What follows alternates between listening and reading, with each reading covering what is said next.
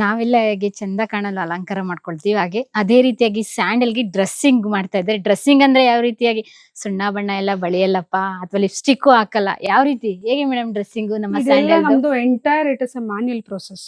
ನಾವೇನು standing trees ತರ್ತೀವಲ್ಲ farmers ಇಂದ, ಅದು ಈ ಪ್ಲೇಸ್ ಅಲ್ಲಿ ನಮ್ ಗೋಡೌನ್ ಅಲ್ಲಿ ಡಂಪ್ ಆಗಿರುತ್ತೆ. According to seniority first come first served ಯಾರು ಬರ್ತಾರೆ ಅವ್ರದ್ದು ಪ್ರೋಸೆಸ್ ಕಮೆನ್ಸ್ ಆಗುತ್ತೆ. ಅದು ಎಲ್ಲ ಪ್ರೋಸೆಸ್ ಆಗೋದು ಫಾರ್ಮರ್ ಪ್ರೆಸೆನ್ಸ್ ಅಲ್ಲೇ. ನೀವ್ ಆಗ್ಲೇ ಒಬ್ರು ಫಾರ್ಮರ್ ನ ಮೀಟ್ ಮಾಡಿದ್ರಿ, ಇವತ್ತು ಅವ್ರ ಲಾಟ್ ಕಮೆಂಟ್ಸ್ ಆಗ್ತಾ ಇದೆ. ಸೊ ಲೈಕ್ ವೈಸ್ ಈ ಸೀನಿಯಾರಿಟಿ ವೈಸ್ ಯಾರ್ಯಾರು ಫಸ್ಟ್ ಕಮ್ ಬರ್ತಾರೆ ಅವ್ರಿಗೆಲ್ಲ ಇಂಟಿಮೇಶನ್ ಕೊಡ್ತಾ ಬರ್ತೀವಿ.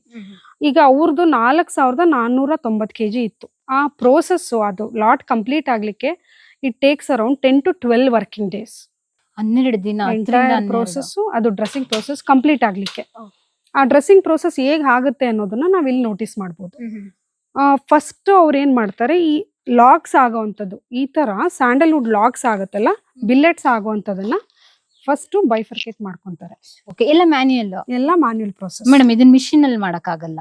ಇಲ್ಲ ಇಲ್ಲ, ಎಷ್ಟೇ ಟೆಕ್ನಾಲಜಿ ಮುಂದುವರೆದ್ರು ಕೂಡ ಮ್ಯಾನ್ಯುಯಲ್, ಮೆಷಿನ್ ಅಲ್ಲಿ ಆಗೋದೇ ಇಲ್ಲ ಇದು. ಸೊ ಈ ಫಸ್ಟ್ ಲಾಗ್ ಅನ್ನ ಸಪರೇಟ್ ಮಾಡ್ಕೊಂಡು ಅದರದ್ದು ಹಾರ್ಟ್ ವುಡ್ಗೆ ನಿಯರ್ ಬೈ ಅವರು ಡ್ರೆಸ್ಸಿಂಗ್ ಮಾಡ್ಕೋತಾರೆ.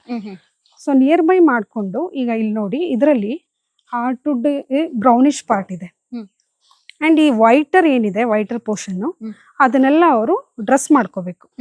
ಸೊ ಡ್ರೆಸ್ ಮಾಡಿ ಆಗಿರುವಂತ ಲಾಟ್ ಇದು. ಅದೇ ಕಟ್ ಮಾಡ್ಬೇಕು, ಇದೆಲ್ಲ ಹೊರಗಡೆದೆಲ್ಲ ಆಗಿರುವಂತದ್ದು. ಓಕೆ, ಫೈನಲ್ ಇದು. ಓಕೆ, ಇದೆ ಡ್ರೆಸ್ಸಿಂಗ್ ನೋಡಿ ನಮ್ಮ ಶ್ರೀಗಂಧ ಹೇಗೆ ಡ್ರೆಸ್ಸಿಂಗ್ ಆಗಿದೆ ಅಂತ ಎಲ್ಲ ಹೇಳಿ.